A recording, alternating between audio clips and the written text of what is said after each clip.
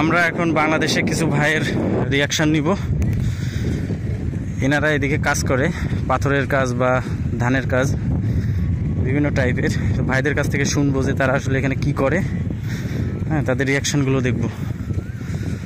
কি অবস্থা ভাই, ভালো আছেন? হ্যাঁ ভালো। কি আপনারা কি করেন এখানে বসে? এই যে নদীতে পাথর তুলতেছে, এগুলো আর কি গাড়িতে। ওই যে পাথর এগুলা, হ্যাঁ এগুলো পাথর দাস।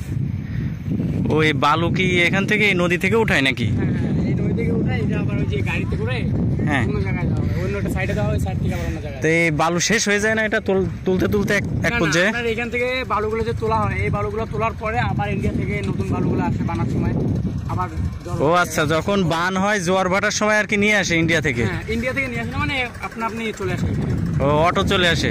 আর নদীর স্রোতে এখানে চলে আসে, চলে আসার পর এখান থেকে আবার মনে করেন যে। তাহলে এখানে যে যা তুলবে এগুলো তার? হ্যাঁ এগুলো তুলে তুলে বিক্রি করতেছে, এই যে 600 টাকা 700 টাকা।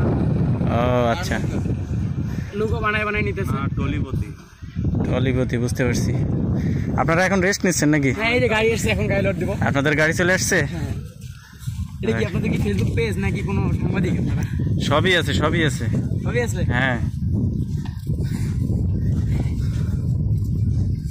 তো এতক্ষণ এক ভাইয়ের কথা শুনছিলাম। এখন এখান থেকে যে নদী থেকে বালু তোলা হচ্ছে এটা লোড হবে, দেখেন এই গাড়িতে করে নিয়ে যাবে।